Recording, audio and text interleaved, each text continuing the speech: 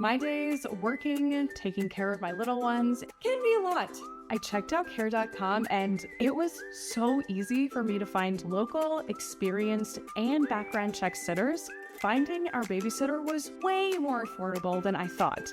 Care.com makes it super easy. Search for qualified candidates. You can view their profiles, read reviews and ratings, check their availability, send messages directly, and get the help that you need. Care.com should be every person's go-to. So I'm a father of one. I gotta find a babysitter. I found care.com and I was blown away. Through the platform, I was able to find local and experienced candidates along with their reviews and rates, which were way more affordable than I anticipated. Care.com really put me at ease knowing that they were all required to go through a background check. If you're like me and you need to find someone reliable for your childcare necessities, check out care.com. Find the ideal sitters for your childcare needs.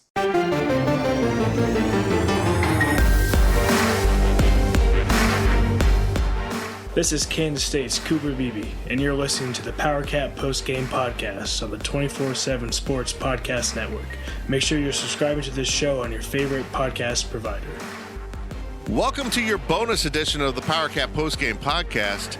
Brien Hanley was out of pocket all weekend, and this works out great because Kansas State rolls Baylor 31-3. So here we are for part 2 of a postgame podcast with Brien here. I am Tim Fitzgerald of GoPowercat.com, and Brien, of course, is former offensive lineman on the 97-98 Kansas State teams and our football analyst at GoPowercat.com. And we're sponsored by Caddyshack Golf. I'll get to the big read here for Caddyshack in a little bit. But, Brien, just give me your thoughts after Will Howard comes off the bench again, lights this K-State offense up. The K-State defense plays another sterling game in the Big 12. They've now had 3 Big 12 teams they've kept out of the end zone, which is incredible. Just give me your thoughts after this victory for the Wildcats at the Baylor Bears. Well, the obvious thing that everybody's going to talk about is obviously Will Howard coming in and just lighting it up again, just playing lights out. And he clearly did that. But the one thing that I don't want people to forget, and I'm glad you mentioned it in the opening, is the defense. People forget that Baylor only scored 3 points. And yes, our offense, we did exactly what they wanted.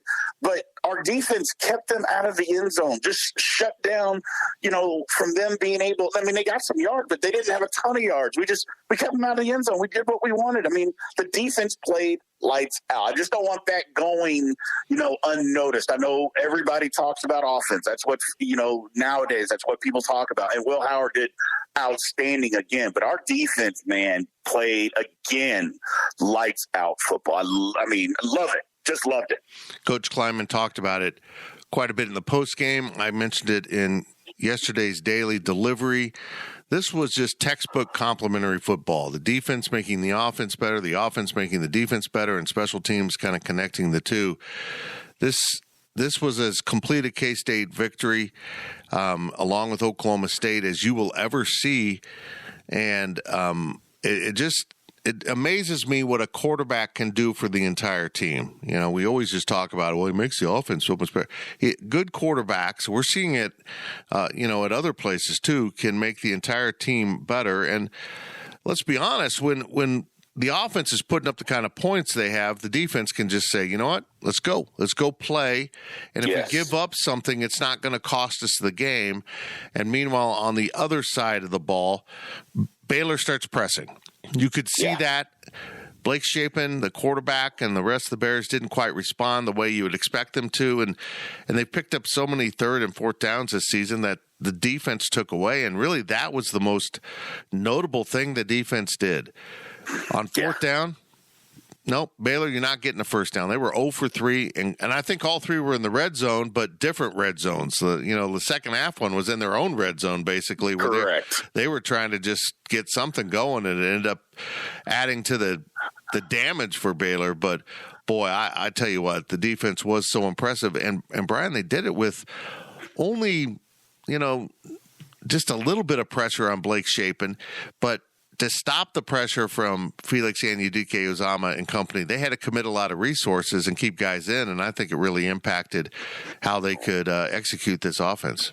It did, and you could see it on watching the game. You could absolutely see it, but that's the kind of impact that Felix has. Look, if you're going to, rely and, I guess, allocate so many resources to stop him, that keeps you from doing probably what you do best. And if that's going to keep you, that's a win for K-State. It's always going to be a win for K-State. And while it may not show up in the stat sheet, it's going to show up on the field, because if they can't do what they want to do and what they do best, more importantly, because they're trying to stop one of our guys, we're already winning. We're already winning. And that's part of football that kind of goes unnoticed. And you're exactly right. Baylor couldn't do the type of things that they were wanting to do. They couldn't open up because, and I believe if they hadn't done that, I think Felix wrecks the game. I do. They're not great up front. I literally think he wrecks the football game. So they had to do what they had to do, and I understand. But like I said, that means we're winning. So the defense, again, I could go all day talking about how great they played, and they did. And everything that you said is absolutely correct, man. You get good quarterback play, and not that we haven't had it. That's not what I'm trying to say. But when you get good quarterback play, it resonates all over the football team, and it's just what you said. The defense, hey, we can go do some stuff, take some chances, that we may not normally take. Well, when we take those chances and then you win and those things work out, then it makes it even better. It was just a great all-around football win.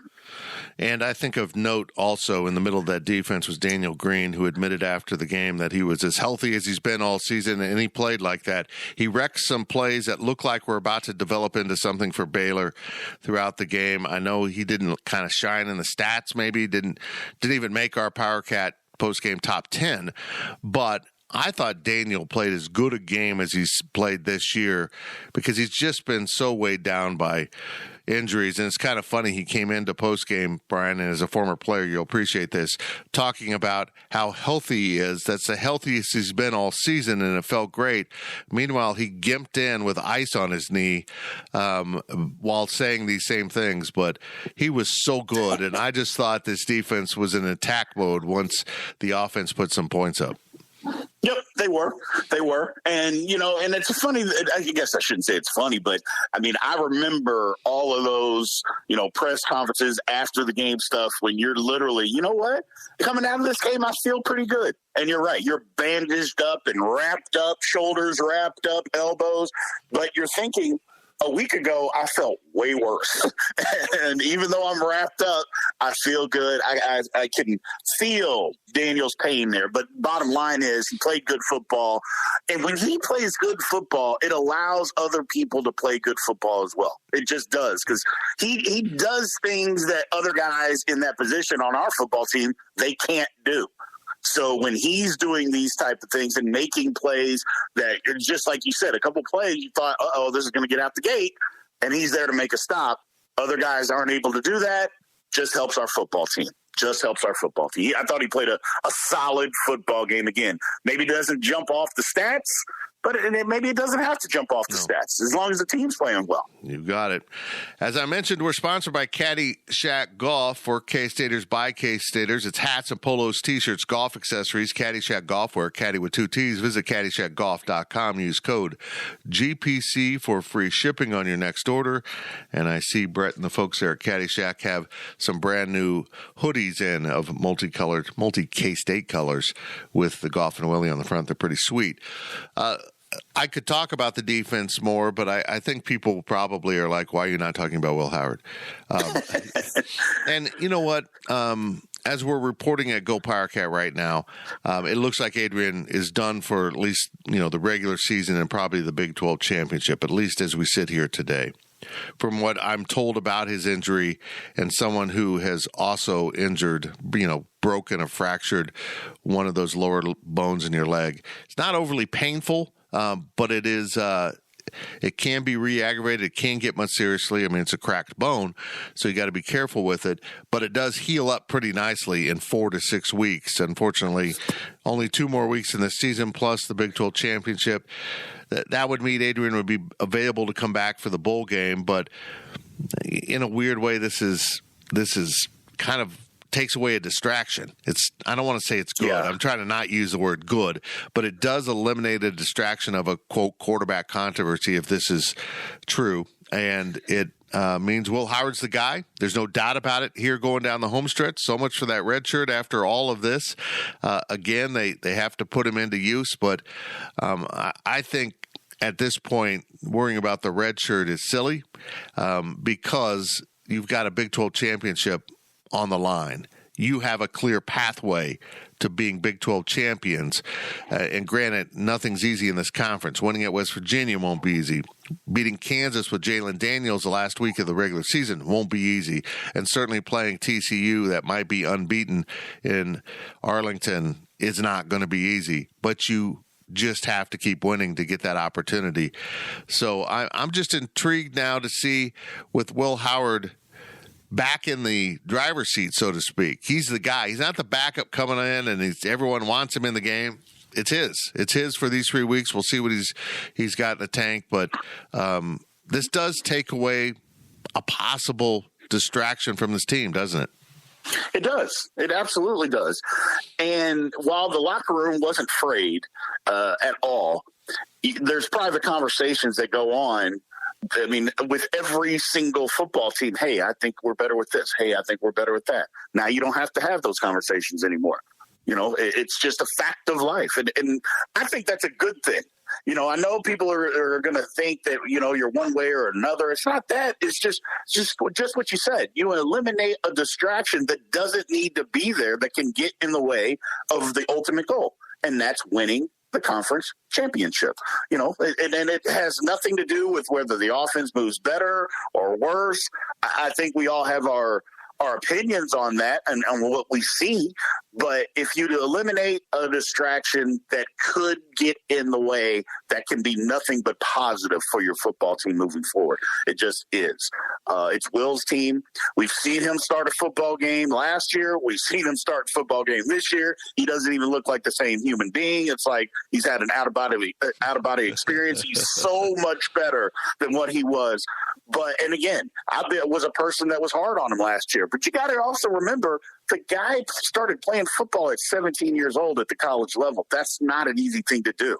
I don't care how talented you are, you're still only 17 years old, you know? And so I just think given time to mature, time to play, this is what we're getting, the result of him getting better and actually being ready to play football at Big 12 level. I think it's great. You don't have to be ready at 17 years old. There's nothing says that you have to be ready at that age. It doesn't mean that.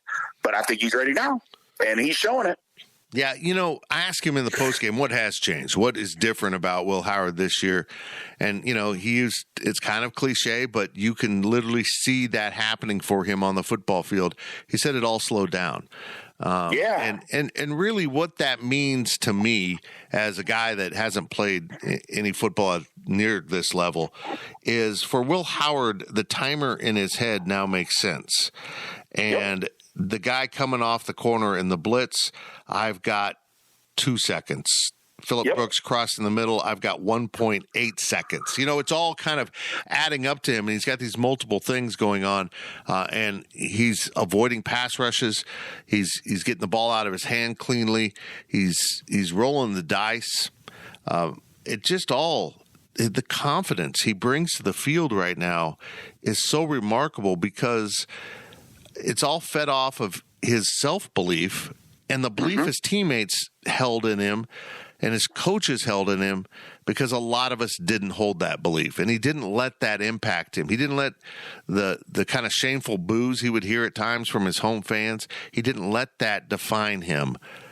This kid's a tough son of a bitch. Let me tell you, he has put up with some crap, and he's come out smiling on the other side of it, and it is fascinating and fun to watch this kid thriving. You watch him go through his progressions in the matter of seconds. You watch him take the calls off the sideline and get the team organized. Everything's running with a rhythm. And Chris Kleiman said after the game, and we'll have some sound from him in a little bit, but Chris Kleiman said after the game, we wanted to go faster. I didn't see that in the initial drive with Adrian. Maybe they were trying to do it, but it never felt like it was in sync. Will Howard gets out there and there's like click, click, click. And maybe it's just part play calling, part execution, but everything just seems to click into place when he's on the field. And it is fun offense to watch. Yeah. Yeah. I mean, it just, what you said and him saying, hey, the game has slowed down. I mean, you can see it. I remember when the game slowed down for me at K-State, too. It was in the middle of my junior year. I absolutely remember. And you're just thinking, oh, wow, this is exactly what they're talking about versus things just spinning 100 miles an hour. I remember the game at Nebraska when they blew us out. And I just remember, man, if it's going to be like this, I don't know that I can play here because things are moving so fast. I can sympathize with exactly what he's saying. And when things slow down, it becomes great. The kid is playing outstanding football. I mean, he's confident. And I think that has a lot to do with this because when you know what you're doing and you're confident, everything else will fall in line. It'd be one thing if he didn't have the ability. You can be confident, but if you don't have the ability, okay, nobody cares. It doesn't matter. But when you have the ability and now you have the confidence because you know what you're doing, you know what you're supposed to be doing.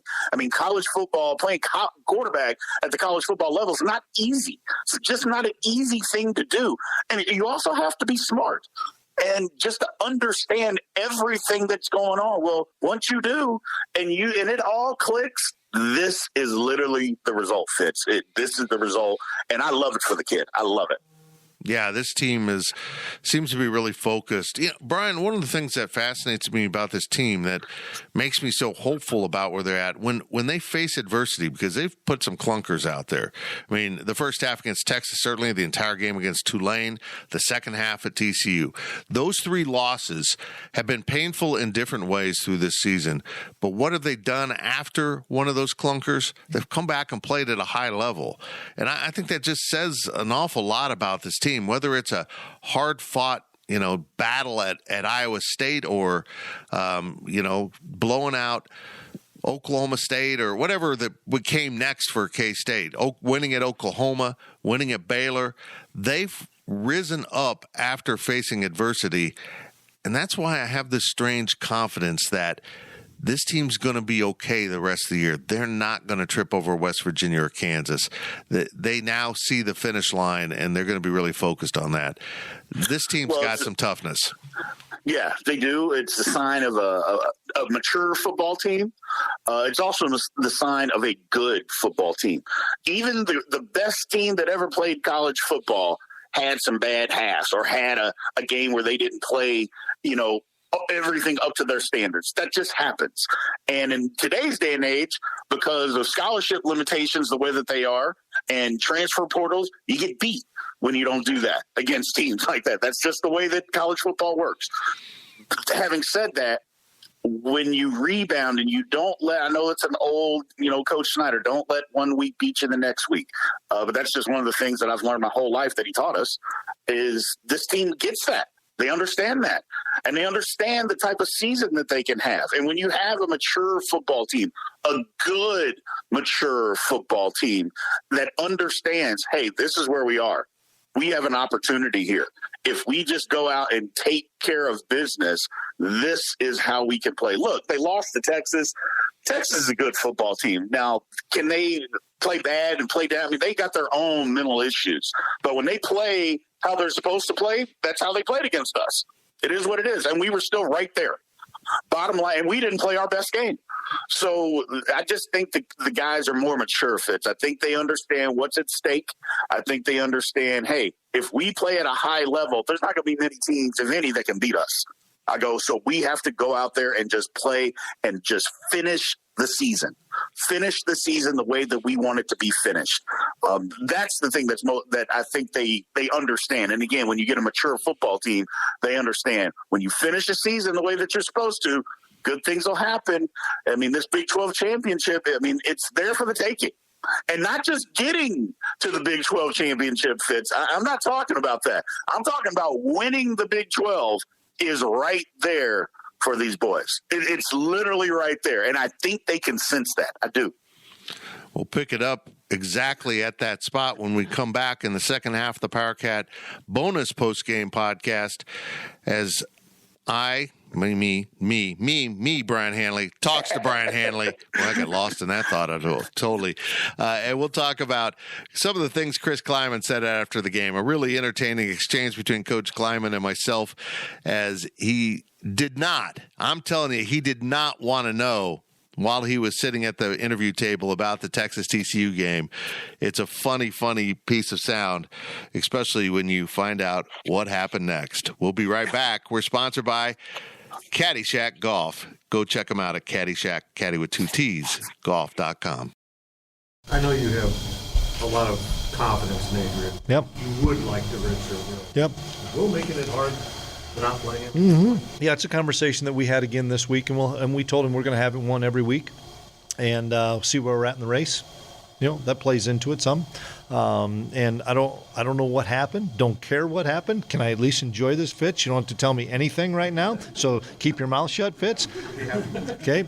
So, but it's something we're going to talk about each week. And Will's in a good place right now. Adrian's in a good place right now. And you know what? It's fun to go on the road and win. Is this our third road win in conference? That's hard to do, and it's fun to do it. And we've had, a bunch of people be contributors in those wins.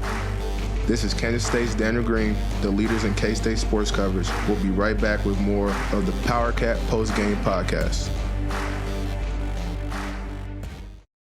Getting the crew together isn't as easy as it used to be. We get it. Life comes at you fast. But trust us, your pals are desperate for a good hang. And when they hear you stock the party with drinks from Drizzly, they'll be banging down your door. Let Drizzly, the go-to app for drink delivery, take care of the supplies. All you need is an excuse. It doesn't even have to be a good one. It's your dog's birthday. The loquats are finally ripe. Whatever. With Drizzly, you can compare prices on a massive selection of beer, wine, and spirits and get them delivered straight to your door. Which means you can entice the crew to leave their houses without ever leaving yours. Whatever the occasion, download the Drizzly app or go to drizzly.com. That's DRIZLY.com today. Must be 21 plus, not available in all locations.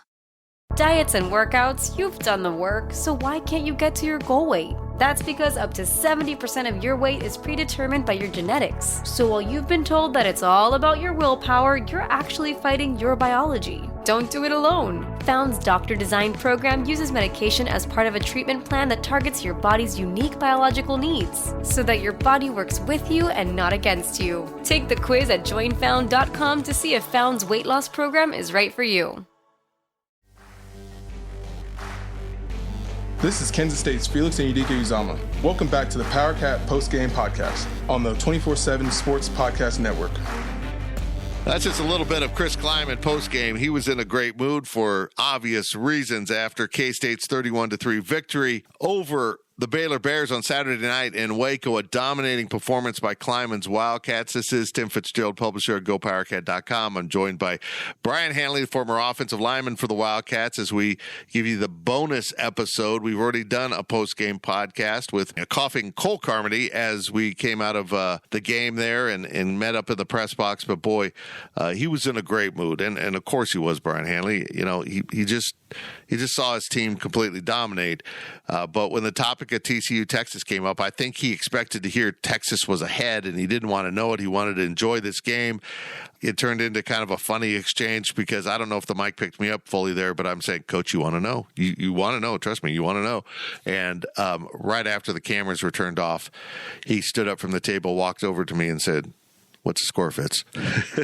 So he wanted to know, and he was shocked, as we all were. About, at the time, it was 17-3 TCU with about 5 minutes left. He just looked at me in disbelief, and then he found out it was 3-0 at halftime, and he just could not believe what had taken place in that game. What a shocking outcome in Austin, Texas, and what a kind of predictable performance by Texas in the same vein that after playing so well in the first half against Kansas State, they'd be full of themselves and lay an egg as TCU kind of dominated that game. But boy, K-State is positioned nicely now. They needed help.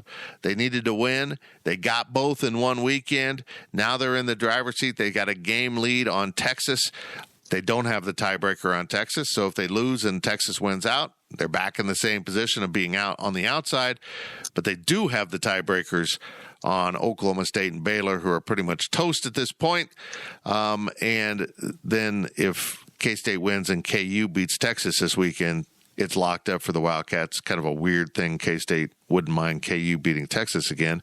But, Brien, this team has positioned itself marvelously now as we head down to the final 2 games of the season. As we mentioned going into break, we're not just talking about being satisfied getting to the Big 12 championship, which seems very tangible now. This team seems to have a little fire going right now, at least coming out of this game.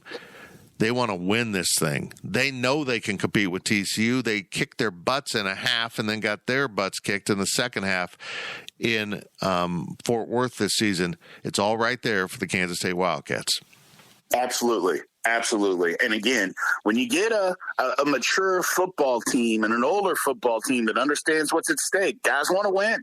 And they're not going to just be happy getting to the Big 12 championship game to just say, hey, we got here. Great. No. Because they know that they were a half away from beating TCU. They understand that. And they understand that pain that goes with that, understanding that, hey, we had them. And we let them off the hook, and we let them off the hook so much that they ended up whipping us. I go, well, we can't let that happen again. The guys can understand that. So I expect a really good effort going to West Virginia this week. I do. I think we jump out on them early. Now, West Virginia is not a horrible football team. They're not. They're not a slouch. Don't let their record fool you. I'm not saying they're a great football team, but they're not just some pushover. We're just going to walk in there and win. It's not going to happen. We're going to have to play football. I just believe that we will. But this Big 12, man, it's right there for the taking. I like this setup for the guys because we don't really get that letdown game, Fitz. You know, we go to West Virginia. Everybody in their right mind knows that's a tough football game to play and to go win at. Then you have Kansas, and Kansas is good. So there's no letdown game. You know what I mean? It'd be one thing if Kansas stunk and, you know, it's okay. They could be whatever, blah, blah, blah, blah. But they don't stink. They're good. And we know we want to beat them. I like how it sets up for us. You know, I don't think anything defines the Big 12 any more clearly than this. And we'll get into West Virginia extensively with the Powercat pregame podcast that'll appear at GoPowercat and on your favorite podcast network on Thursday morning. The simple fact that Baylor coach Neil Brown's on the hot seat, some people in Morgantown will tell you he's out already. They're just letting him play out the string before announcing the firing at the end of the season. If I had told you West Virginia was going to beat Oklahoma and Baylor this season and still Neil Brown might get fired, would you take me to see some medical help, some counseling? I mean, it doesn't make sense, but it just shows you how screwed up and competitive this Big 12 is. Yeah, absolutely. Absolutely. I mean, like I said, West Virginia has beaten some good football teams, and here we are with their record. I mean, I don't know. It just typical Big 12, man. It's typical Big 12 football. It doesn't get the prestige. I think it's because of where we are.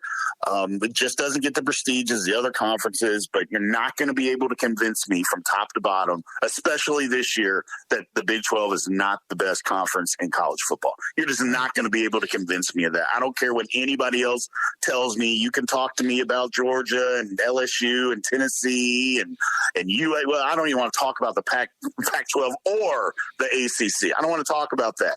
And then, you know, Michigan, Ohio State, that's it. I go, don't talk to me about what they have. Come play in the Big 12 week in and week out, and then tell me that it's not the best conference. It absolutely is. I'll just lean on this fact to prove a point here. Iowa State beat Iowa this season. Iowa State's in dead last in the Big 12 and might have a victory over the team that could emerge as one of the most pathetic divisional champions for any conference in the history of college football divisions. Iowa is awful. Iowa can't score points. If Iowa was a junior high boy, it would be standing in the corner behind the concession stand, nowhere near scoring in any way at the high school dance. I'm telling you what, Iowa is a sad excuse for a football team, and they might get to play in the Big Ten championship. I mean, that just sums it up. That sums up how uneven some of these conferences are and how steady from top to bottom this conference is. I tell you what, Kansas State going on the road to Morgantown or Ames, you don't want to look past it in one bit. If you flinch the slightest amount, you're going to lose. You're going to lose. They're going to embarrass you. They're going to derail you. And I just don't know how this team wouldn't see it coming, because it's obvious at this point you got to be ready every week in this conference. And I know national pundits, Brien, you know how they work. They're going to look and say, ooh, K-State has got 3 losses this season. Ooh, they're playing. And they'll probably treat that with more shock and surprise and disdain than Iowa getting to play for a Big 12 or Big 10 championship. And that's the way it is. But boy, you better have your big boy pants on in the Big 12. Absolutely. And we'll get into West Virginia. But I know you were out of pocket most of the weekend having some fun with some friends. I don't know if you got to see any of the TCU-Texas game. Of course, it was simultaneous to K-State, so that made it hard. I didn't get to see much of it. How shocked were you to see not just the result? I thought TCU would win, or at least cover. But I was stunned by their performance defensively, and that this was a low-scoring game. It was kind of a all-around shocker that took place in Austin, Texas. Yeah, I mean, I was flipping back and forth, like I try to do sometimes if another game is on. But, I was just watching. I mean, I just couldn't believe the low scoring. I thought it would be a high-scoring game because I didn't think either defense is worth much. And they've proven that to be the case all season long. I mean, teams have been able to score at will on both of these defenses. And yet, at halftime, I was like, it's 3-0? I was like, what is going on here? I was like, what happened? So I didn't really get the ins and outs of how they got there. Having said that, it was just I thought Texas would win. I didn't know that they would beat them by 7.5. I was like, come on, they're going to cover. TCU's definitely going to cover. But I thought Texas may win, but apparently they played just like we thought. It's just, 1 week up, 1 week down. And that I don't know. I don't know how good a football game it was. I was just shocked that it was 17-10. That's what I was shocked at. Yeah, that's exactly the way I felt. And it's Texas kind of mounted a furious comeback, if you want to call one touchdown that, I was like, oh, here we go. It's going to end up in overtime. Maybe I'll get that over. Maybe it'll go 8 overtimes, and my bet won't look so silly. But it didn't happen. This conference is so amazing. I say this every week. I say this every podcast. I love covering football in the Big 12. It's unpredictable, not because teams are bad, but because teams are good, and anyone can rise up.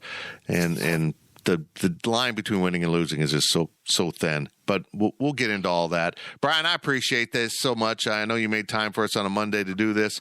As we get out of this podcast, let's hear from Will Howard and Deuce Vaughn. I asked Will what has changed about his game this season. I mean, how is he doing this? And I asked Deuce Vaughn, what is the one thing that kind of hops out at you, jumps out at you that Will Howard does that is, makes a difference for this team? And I think you'll appreciate his answer, because it says an awful lot about what the locker room thinks of Will Howard and why maybe they kind of rally behind him in a way that, honestly, it doesn't happen for Adrian Martinez, even though he's been a fantastic quarterback for K-State this season. For Brien Hanley, this is Fitz, and we'll be back later in the week with the pregame podcast. The questions podcast will come also before we head to, well, Brian's not. I'm not taking Brien to Morgantown. I wouldn't do that to him. Before Zach Carlson and I head out to Morgantown to cover K-State and West Virginia on Saturday. Thankfully, a 1 p.m. Central game, 2 p.m. Eastern. No more night road games for Kansas State this season. K-State beats Baylor 31-3. Here are Will and Deuce as we close up shop. Playing with a lot of confidence, and after the last 2 years, where did that confidence come from?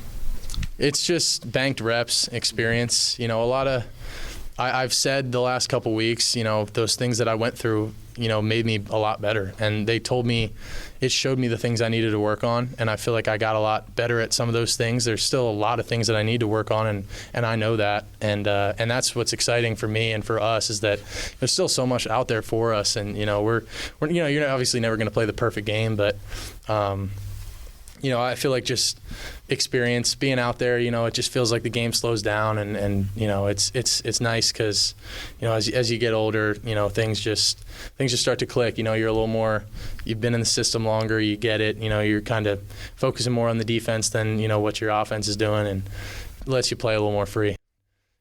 How impressive is it to see him play at this level? Super, super impressive. Just from the mere fact of everything that he had to battle to get to this point and everything. I mean, I was there behind the scenes when everybody didn't see the things that were happening.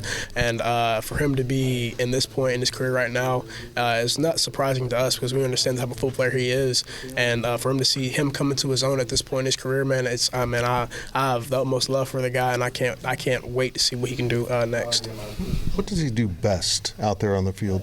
I feel like he takes risks in a sense, but it's calculated, smart risk. Even on the throw that he had to Ben sending for his first touchdown, man, it's one of those things where he has confidence in himself to say, oh, that's a window, and I can put it in there, and he does. And he's super smart as well. He's going to put us in the correct play, depending on what's going on defensive-wise, to put us in a place to be successful. That's one of the things that, anytime I'm in the backfield with him or Adrian, I feel like Coach Klein does a great job of getting those guys prepared to be able to say, okay, I have kind of free reins of what we do as an offense right here, so let's put us in the best chance to be successful. Thank you for listening to the Powercat Podcast. Make sure you're subscribing to our show at Apple, Spotify, Amazon, or wherever you get your podcasts. Powercat Podcast, all rights reserved, GoPowercat.com.